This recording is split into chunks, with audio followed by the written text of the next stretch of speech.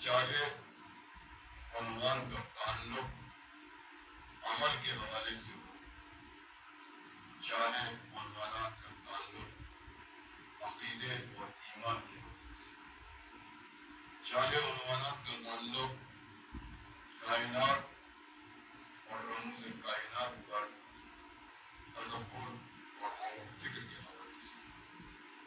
اس لیے کہ اگر آپ قرآن مجید کا جائزہ لیں اور آیات کے پہلے ذخار میں اتر کر نتائج کے موتیوں کو حاصل کرنا چاہیں تو فکر اس منظر تک پہنچے گی کہ یہی وہ تین حوالے ہیں جس کے بنیاد پر قرآن کی آیتیں ہدایت کا سامان نظر آئے۔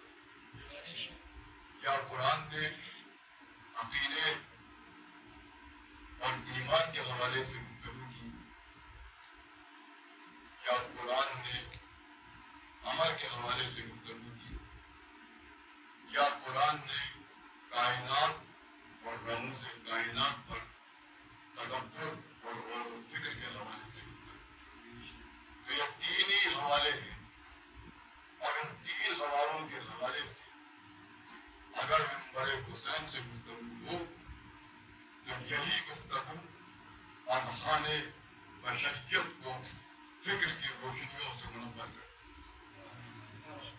تو گفتگو کا عنوان کہیں بھی کسی بھی منبر سے، کسی بھی ذاکر اور کسی بھی عالم کی زبان سے، چاہے عمل کے اعتبار سے ہو، چاہے عقیدے کے اعتبار سے ہو، چاہے ایمان کے اعتبار سے ہو، چاہے کائنات پر تدبر اور غور کے اعتبار سے ہو، لازم یہ ہے کہ ہم ان عنوانات کے ذریعے اپنے علم میں اضافہ کرتے ہیں، ان عنوانات کے ذریعے علم کو غصب کرتے ہیں، ان عنوانات کے ذریعے اپنے دامن حیات میں علم و فکر کے موتیوں کو سمیٹتے رہیں۔ یہ گفتگو بڑی عجیب محسوس ہوتی ہے کہ منبر کا نصاب کیا ہے۔ یہ گفتگو بڑی عجیب محسوس ہوتی ہے کہ منبر پہ گفتگو نماز کے حوالے سے ہو یا ولایت کے حوالے سے۔ یہ گفتگو مجھے بڑی عجیب محسوس ہوتی ہے کہ منبر پر گفتگو عمل کے اعتبار سے ہو یا ایمان کے اعتبار سے۔ میں فقط اتنا کہتا ہوں کہ جو نماز کے حوالے سے گفتگو کرے اس سے نماز کے بارے میں معلومات لے لو، جو روزے کے حوالے سے گفتگو کرے اس سے روزے کے بارے میں معلومات لے لو، جو حج کے حوالے سے گفتگو کرے اس سے حج کے بارے میں معلومات لو، جو زکوٰۃ کے بارے میں گفتگو کرے اس سے زکوٰۃ کے علم حاصل کرو، جو جہاد کے بارے میں گفتگو کرے اس سے رموز جہاد کو سمجھو، جو ایمان کے حوالے سے گفتگو کرے اس سے رموز ایمان کو سمجھو، جو ولایت کے حوالے سے گفتگو کرے اس سے منزل ولایت کو سمجھو، جو امامت کے حوالے سے گفتگو کرے اس سے منزل امامت کو سمجھو۔ یہ جھگڑا ہی کیا ہے کہ گفتگو نماز کے حوالے سے ہو یا ولایت کے حوالے سے۔ برائے خوشنودی امام زمانہ بلند سچ صلوات۔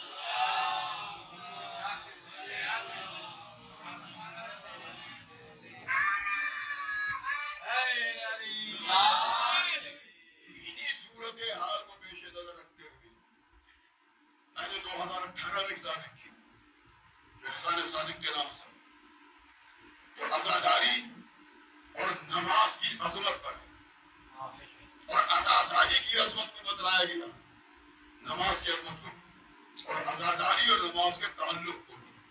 और मैंने कल अर्ज किया था कि सबसे ज्यादा मेरी सालदार किताबों में सबसे माकूल की तालीम। तो ये बहस ही क्या है कि मिंबर का निसाब क्या हो, और अगर मिंबर के निसाब ही चाहिए तो फिर एक जुमला कह रहा हूं, और वो ये कि मिंबर का निसाब वही होगा जो नौ के निदा की बुलंदी पर हुसैन का निसाब था। क्या कहने? मिंबर का निसाब वही होगा जो नौ के निदा की बुलंदी पर हुसैन का निसाब था, और नौ के निदा की बुलंदी पर हुसैन का निसाब ये कि हुसैन ने कटे हुए सर से नौ के निदा पर कुरान की तिलावत की। तो आप कुरान के उलूम का जायजा ले लो, जो इल्म कुरान है वही इल्म मिंबर है। अल्लाहुम्मा सल्ली अला मुहम्मद व आले मुहम्मद। और अगर अब भी बात तय न हो, फिर अर्ज कर रहा हूं कि अगर कोई नमाज की मंजिल में, ये बहस ही नहीं कि नमाज की गुफ्तगू हो के विलायत की, नमाज की गुफ्तगू हो के फज़ाइल अली की, अगर कोई नमाज के उन्वान पे गुफ्तगू कर रहा है तो वो भी तो फज़ाइल अली पढ़ रहा है, इसलिए कि नमाज नाम ही फज़ाइल अली का है। या अली वो है कि जिसने उस मंजिल में नमाज अदा की कि जहां पैर से तीर निकाल दिया गया उस एहसास में।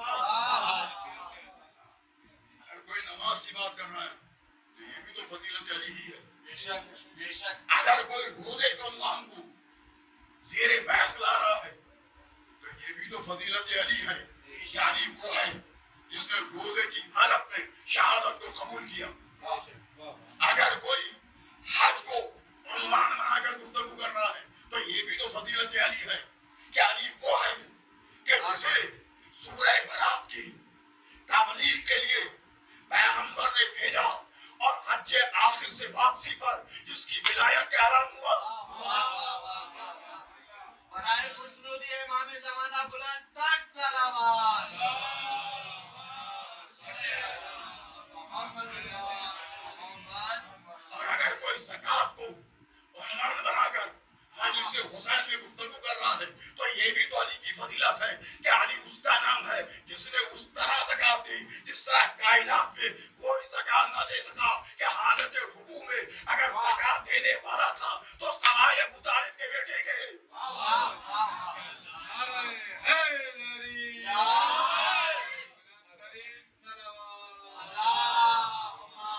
सल्ली अला मुहम्मद व आले मुहम्मद। कोई ज़कात को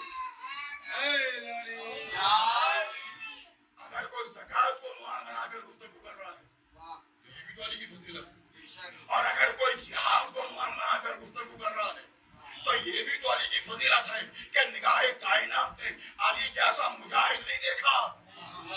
बेशक। और अगर कोई अखलाकियात को उन्वान बनाकर मिंबर हुसैन पर गुफ्तगू कर रहा है तो ये भी तो अली की फजीलत है कि अली वो है जिसका अखलाक का आलम यह है कि उसने अपने कातिल को भी शरबत पिला दिया। फिर एक जुमले में सारी बात को समेटूं कि जब भी गुफ्तगू इल्म के हवाले से कोई भी उन्वान रखकर तय होगी वो या अली की फजीलत होगी या रसूल की, यानी इल्म का मरकज या शहर मदीनतुल इल्म है या बाब मदीनतुल इल्म है। आप जो भी उन्वान रखते रहिए, क्या कहने? जो भी उन्वान रखिए, क्या कहने? बस फर्क इतना होगा कि विलायत का उन्वान रखेंगे बराह रास्त अली सुनेंगे, नमाज का उन्वान रखेंगे तो गहराई में जाके आपको अली तलाश करना होगा। ये भी तो कुरान का मिजाज है। विलायत की आयत में कहीं अली का नाम लिया, पढ़ूंगा ये थी विलायत की आयत में कहीं अली का नाम लिया, नहीं लिया ना। अल्लाह की विलायत का जिक्र किया, रसूल की विलायत का जिक्र किया, अली की विलायत का जिक्र नहीं किया। इशारा दे दिया वो जो हालत रुकू में ज़कात थे।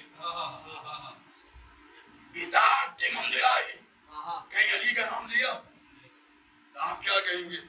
क्या है इताअत में اللہ کی اطاعت کرو، رسول کی اطاعت کرو اور علماء کی اطاعت کرو. کہیں نام لیا علی کا، نہیں لیا تو آپ کیا کہیں گے؟ صاحب علی نہیں رہے.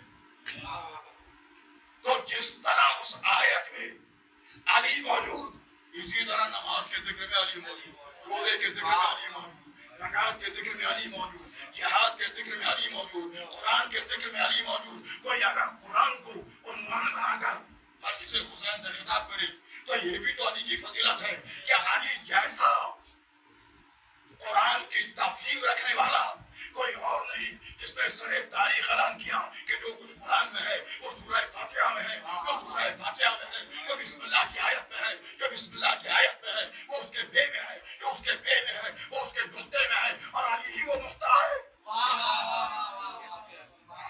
کس روح سے جائیں گے؟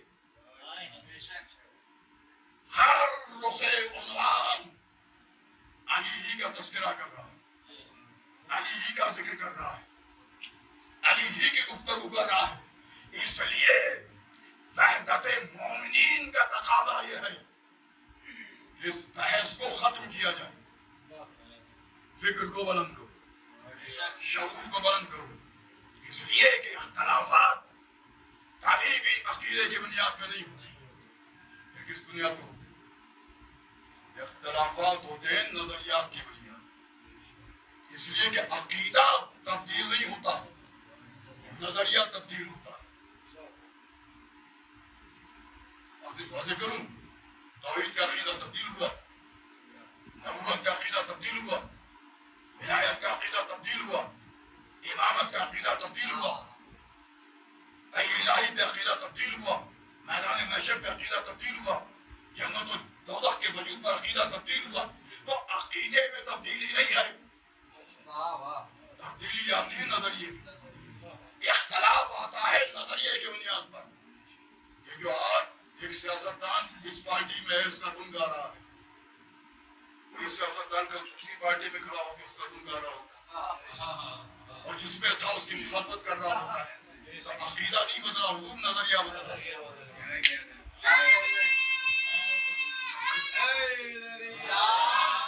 عقیدہ نہیں بدلا، نظریہ بدلا. تو اختلاف ہوتا ہے نظریے کی بنیاد پر. جب تک ان مجلسوں میں عقیدے کے حوالے سے گفتگو ہوگی ملت میں وحدت رہے گی، اور جب نظریے کے حوالے سے گفتگو ہوگی ملت میں اختلاف کو روک نہیں سکتے. آؤ چلو 1400 سال پہلے پوچھا حوالے کی ذمہ داری میرے چھٹے امام صادق آل محمد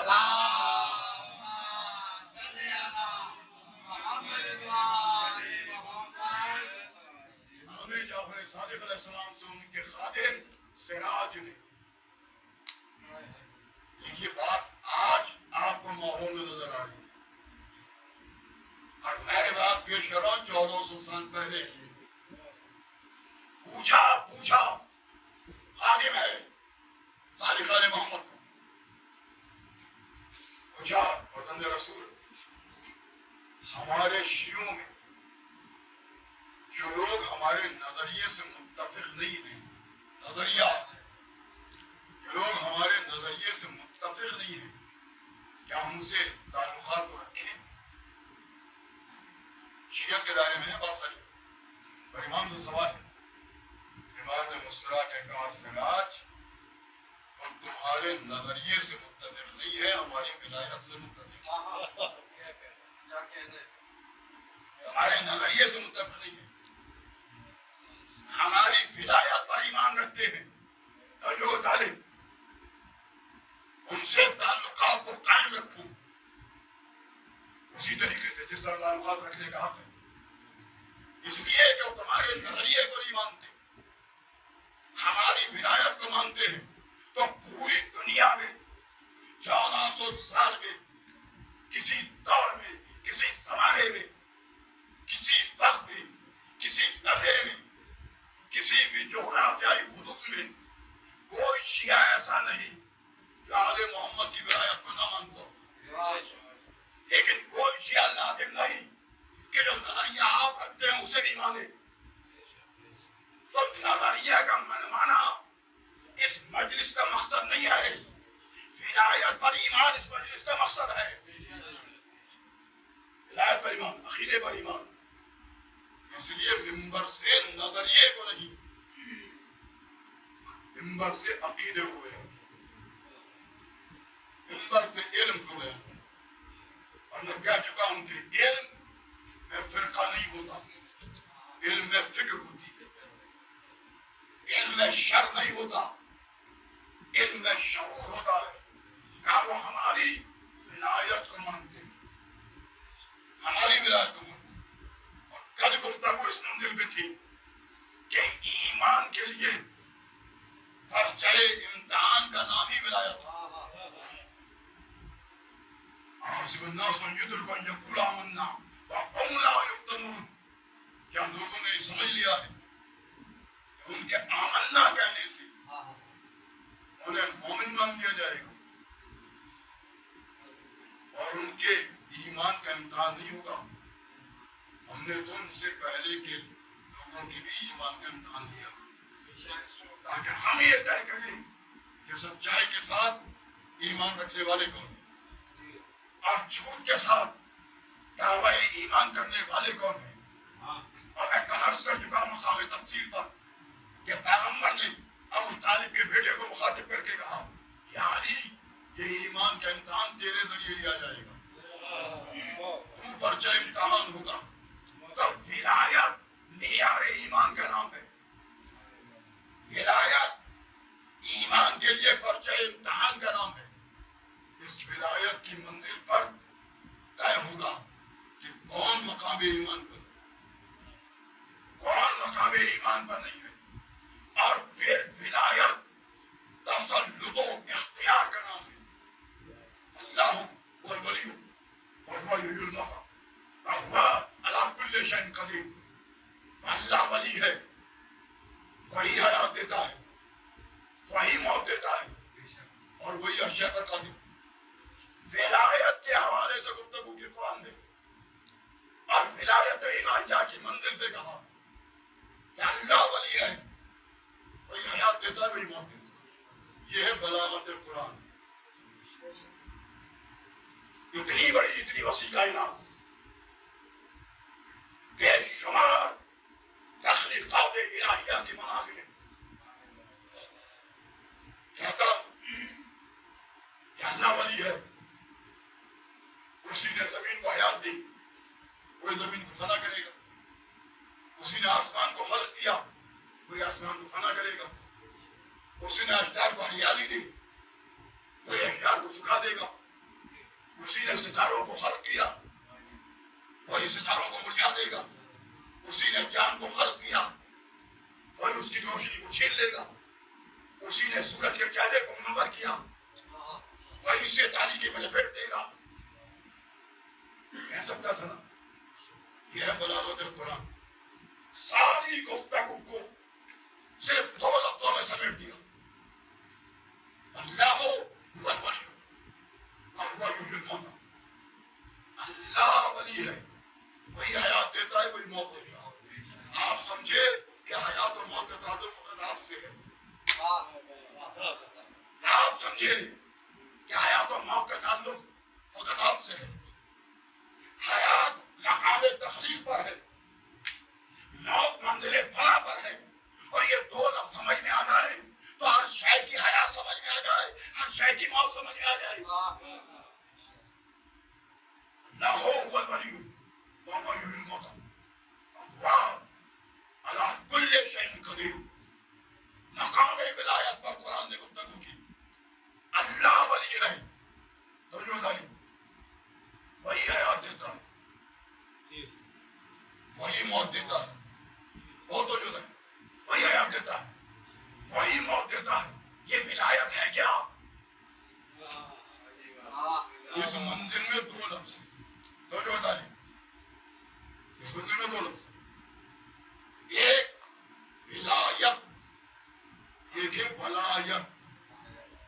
ایک ہے ولا، ایک ہے ولا. اور اس کی بحث بھی میں نے اپنی تفسیر کی کتاب میں تفسیر ثانی کے نام سے 2 لفظ ہیں، ایک ولایت، ایک ولایت. ہم دونوں کو ایک ہی سمجھ رہے ہیں. ولایت اور ہے، ولایت اور ہے. ولایت کا تعلق ہے نصرت سے، ولایت کا تعلق ہے مدد سے، ولایت کا تعلق ہے اعانت سے، ولایت کا تعلق ہے استعانت سے. اور ولایت کے معنی کسی کو کسی کام کے لیے مقرر کر دینے کا نام ہے. تو جو ولایت صبر کے ساتھ کسی کو کسی کام کے لیے مقرر کر دینے کا نام ہے. اسی لیے علامہ راغب استانی، اور میں اکثر علامہ راغب استانی کا حوالہ دیتا ہوں جنہوں نے الفاظ قرآن کی تشریح اور تفسیر سے بحث کی.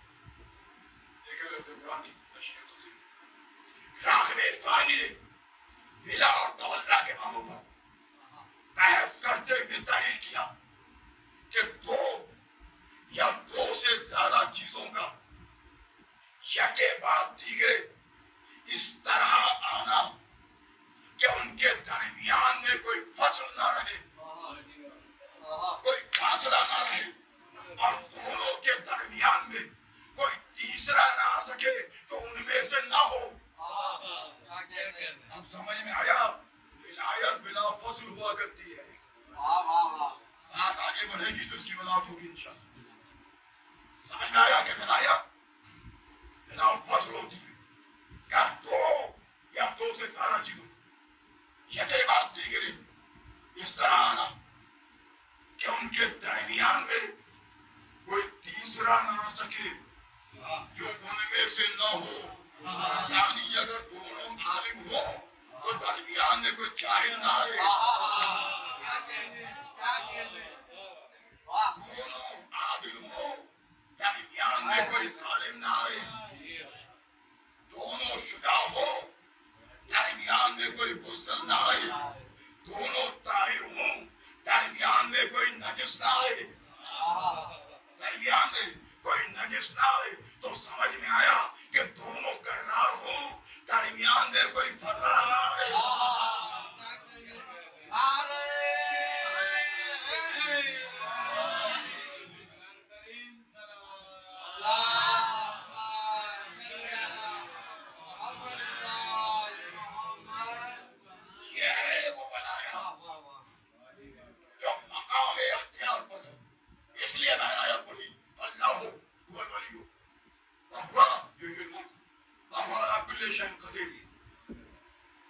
اللہ ولی ہے،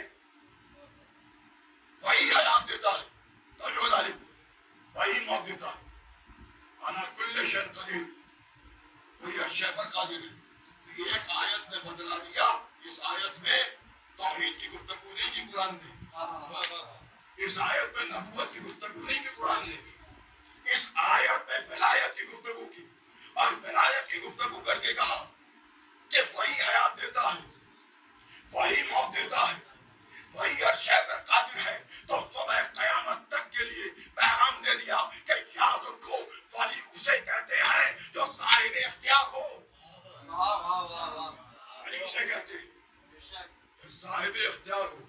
شاید یہی وجہ تھی کہ پوری تاریخ تبلیغ میں دو ہی مقامات ہیں جہاں پیغمبر نے بطور خاص مجمع کو جمع کیا. ایک ذوالشیرہ میں، ایک غدیر.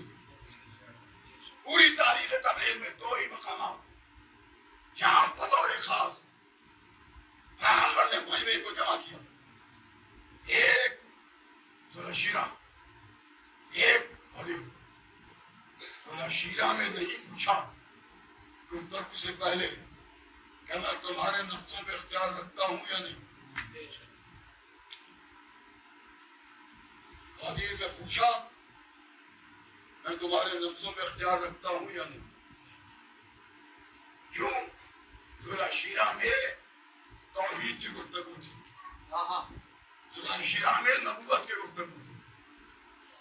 لیکن جہاں ولایت کی گفتگو کرنا تھی وہاں اعلان ولایت سے پہلے پوچھا کہ میں تمہارے نفسوں پر اختیار رکھتا ہوں یا نہیں. بتلانا یہ تھا کہ آپ جس جس ولایت کا اعلان کرنے جا رہا ہوں اس ولایت کو دنیا کا اقتدار نہیں سمجھا، اللہ کا اختیار کرنا۔ کیا کہنے اللہم صلی علی محمد وآل محمد۔ تو ولایت مقام اختیار پر ہے۔ اب وہی خدا جب منصب ولایت کسی کو عطا کرے تو کیا بغیر اختیار کے دے دے گا؟ کیا بغیر اختیار کے دے دے گا؟ اب اس کے بعد اگر ابو طالب کے بیٹے کے لیے اعلان ولایت ہو تو ماننا پڑے گا کہ علی اس ولی کا نام نہیں ہے جس کے پاس دنیا کے حاکموں کی طرح کوئی اختیار ہی نہ ہو۔ علی اس ولی کا نام ہے جس کے پاس اذن الہی سے سارے اختیار ہیں۔ ماشاء اللہ۔ یا اللہم صلی علی محمد وآل محمد۔ اب ایسی منزل میں اگر ابو طالب کا بیٹا قدم کو آگے بڑھاتا ہوا سام بن نوح کی قبر تک پہنچے اور آواز دے سام بن نوح ذرا قبر سے تو باہر آؤ۔ کہاں سام بن نوح کا زمانہ، کہاں ابو طالب کے بیٹے کا دور، لیکن یہ اختیار ولایت کی منزل تھی کہ سام بن نوح کی قبر پر آ کر کہا ہماری ذمہ داری سام بن نوح قبر سے باہر آؤ۔ سام بن نوح کفن کو جھاڑتے ہوئے باہر آ واقعے کو دو جملوں میں اور آگے بڑھا دوں۔ آپ کی ذوق سماعت کے لیے پوچھا سام بن نوح ہمارے ساتھ رہنا چاہتے ہو یا قبر میں پلٹنا چاہتے ہو؟ وہ آیت سنی ہے نا، کل نفس ذائقۃ الموت، ہر نفس کو موت کا ذائقہ ہے۔ سام بن نوح ہمارے ساتھ رہنا چاہتے ہو؟ کہہ دیتے ہاں جی ہم آپ کے ساتھ رہنا چاہتے ہیں۔ تب مجھے نہیں معلوم تھا کہ یہ ہمارے ساتھ رہنے کی حد کیا تھی۔ علی کی حیات تک تھی یا تسلسل حیات کی منزل میں قائم آل محمد تک تھی؟ سام بن نوح ہمارے ساتھ رہنا چاہتے ہو؟ یہ ہے اختیار ولایت کی منزل اذن الہی سے۔ یا قبر میں پلٹنا چاہتے ہو؟ کہا سنا ہے نا اس آیت پہ کہ ہر نفس کو موت کا ذائقہ چکھنا ہے۔ یہ موت کے ذائقے کی منزل کیا ہے؟ کبھی ممبر سے بیان ہوا اور یہ تفصیل میں کہ یعنی قبر میں پلٹنا چاہتا ہوں۔ کیا کیوں؟ کہ یعنی موت کے ذائقے کو اب تک محسوس کر رہا ہوں۔ اب سوچیے کہ موت کیا، پھر کبھی موقع ہوگا اس کی تشریح کے مندر میں جائیں گے، میرا حضور یہ سو پھر موقع ہوگا تو پھر سائے جائے موت کے مندر کو دیکھ طے کریں گے۔ تو کہا سام بن نوح قبر سے باہر آؤ، یہ اختیار ولایت۔ اب اس کے بعد اگر ابو طالب کا بیٹا اپنے دور سے 300 سال پہلے مر جانے والے انسان کی قبر پر جا کر اسے آواز دے اور قبر سے باہر آئے تو حیران نہ ہونا، یہ اختیار ولایت کی منزل ہے۔ اور اگر امت فرمائے انسانیہ کو علی کے فضائل بیان کرنے کی وجہ سے دربار میں قتل کر دیا جائے اور ابو طالب کا بیٹا دربار میں آ کر امت فرمائے انسانیہ کو حیات کی طرح پلٹا دے تو حیران نہ ہونا، یہ اختیار ولایت کی منزل ہے۔ یہ اختیار یہ اختیار ولایت کی منزل نہیں۔ اگر سلمان فارسی یہ کہتے ہوئے نظر آئے یعنی بہت عرصے سے عجائبات کا مشاہدہ نہیں کیا، اور ابو طالب کا بیٹا ابر کے گزرتے ہوئے ٹکڑے کو اشارہ کرے اور وہ ابر کا ٹکڑا زمین پر آ جائے اور کہے سلمان سوار ہو جاؤ۔ سلمان سوار ہوئے، حسنین سوار ہوئے، علی سوار ہوئے، ابر کا ٹکڑا لے کے بلند ہوا، سلمان کو عجائبات دکھاتے ہوئے بڑی تفصیل ہے اس کی، پھر کبھی منزل فکر بات سلمان کو جواب دکھاتے ہوئے تو حیران نہ ہونا، یہ اختیار ولایت کی منزل ہے. ایک جملہ آپ کے ذوق سماعت کی نظر کروں کہ پیغمبر کے لیے براق آیا تھا، ابو طالب کے بیٹے نے ابو کے ٹکڑے کو براق بنا دیا. کیا کہتے ہیں؟ واہ واہ واہ. اللہم صلی علی محمد محمد. یہ اختیار ولایت کی منزل ہے. نہیں، اگر ابو طالب کا بیٹا مدینے کے باغ سے کھجوروں کو توڑ رہا ہو اور رسول جنگ تبوک کے منزل میں ہو. تبوک کہاں ہے؟ شام کے پاس. علی کہاں تھے؟ مدینے میں. اس جنگ میں نہیں گئے، رسول لے کر نہیں گئے مدینے میں. ایسے میں کھجوروں کو توڑتے توڑتے بے اختیار تبوک کے رخ پر چہرے کو رکھ کے کہیں لبیک یا رسول اللہ. کیا کہتے ہیں؟ سلمان مقام حیرت میں آئے. یا علی، خیریت ہے؟ کہا تبوک سے رسول نے مجھے آواز دی. واہ. لیکن تبوک سے یہ بھی جنگ نہیں پڑی جاتی عموماً. پھر کبھی موقع رہے کوئی ہمارا موضوع ہو تو تبوک کی تفصیل کو بیان کریں ہے کیا. کہا تبوک سے رسول نے آواز دی اور یہ کہہ کے ایک بار سلمان سے کہا سلمان میرے نشان قدم پر قدم کو رکھتے ہوئے چلو. سلمان کہتے ہیں میں علی کے نشان قدم پر قدم کو رکھتے ہوئے چلا. خدا کی قسم میں نے شمار کیا 7 قدم تھے ہم تبوک میں موجود تھے. تو حیران نہ ہونا، یہ اختیار ولایت کی منزل ہے. اور اگر میرے چوتھے امام سے پوچھنے والا پوچھے حضرت رسول حضرت یونس کو مچھلی میں کیوں پر نکلا تھا، اور میرا چوتھا امام کا چلو اسی مچھلی سے پوچھ لیتے ہیں. کیا کہتے ہیں؟ کیا کہتے ہیں؟ اسی مچھلی سے، دریا کی ہر مچھلی سے نہیں، اسی مچھلی سے جس سے یونس کو نکلا تھا. کہا یونس کا زمانہ، کہا میرے چوتھے امام کا زمانہ. اور دریا پر آ کر اس مچھلی کو آواز دے اور وہ مچھلی اپنی پوری جسامت کے ساتھ سمندر سے بلند ہو. تو حیران نہ ہونا، یہ اختیار ولایت کی منزل ہے. نعرہ حیدری.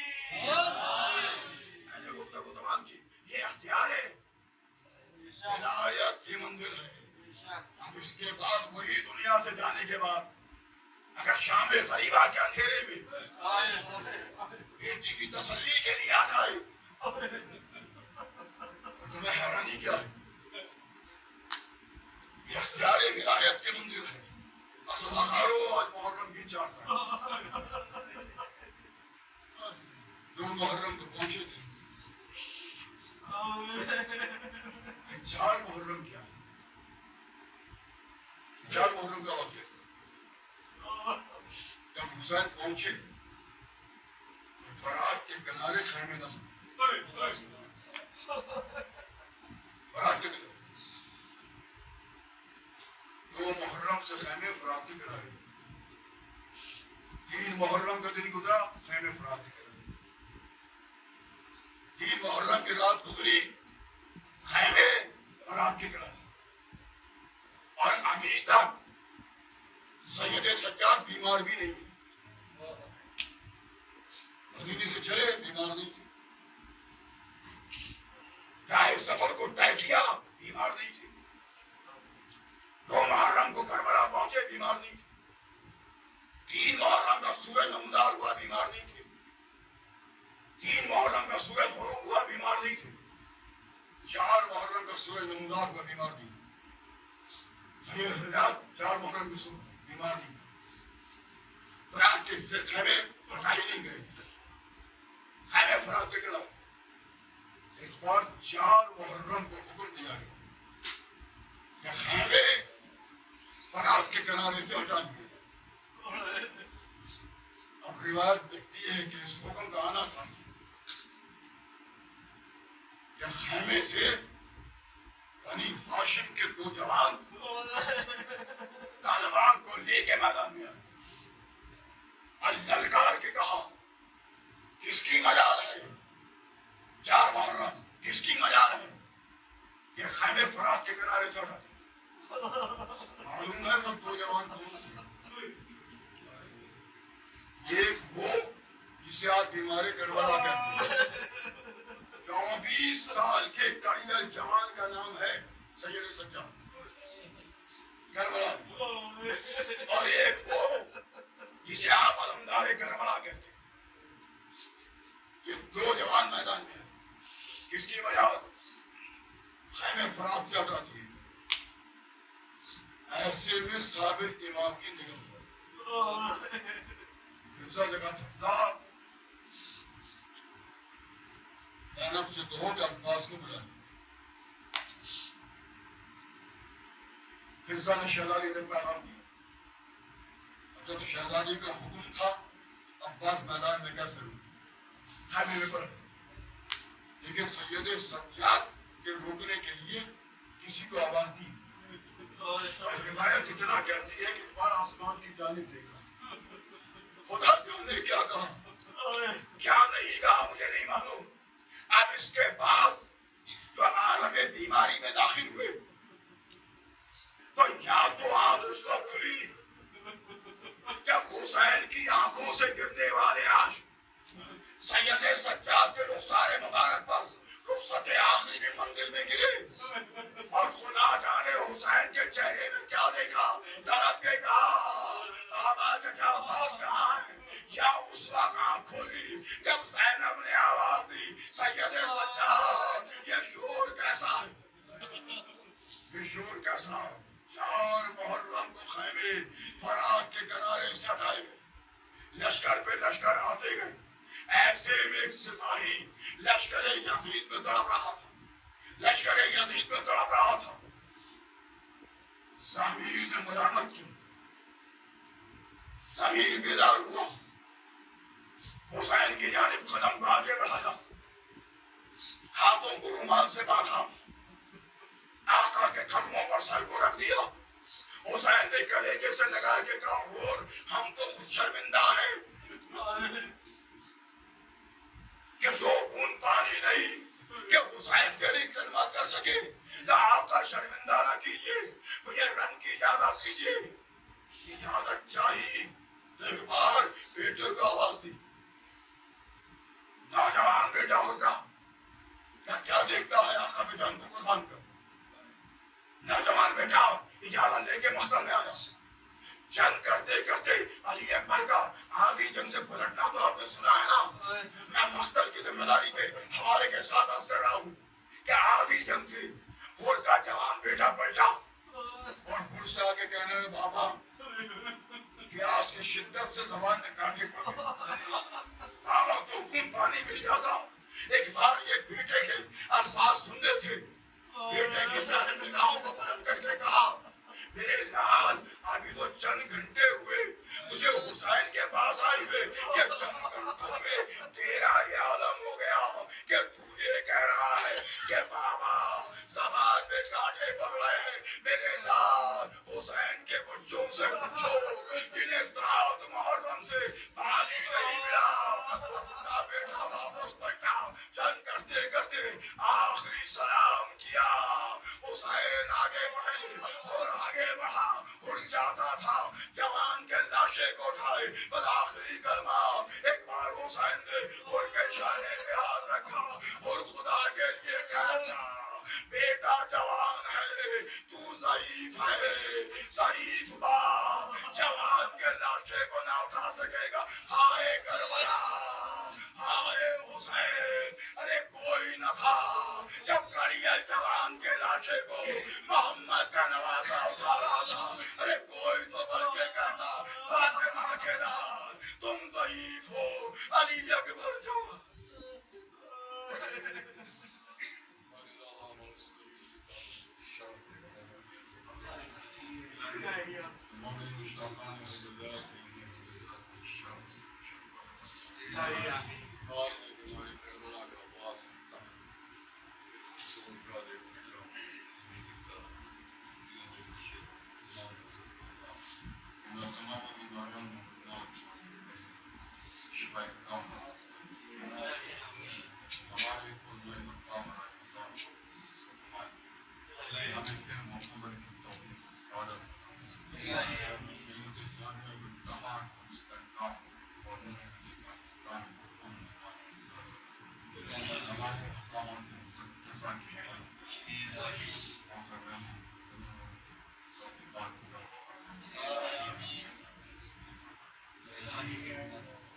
اس قریب سے عبادت شرف قبولیت الہی امام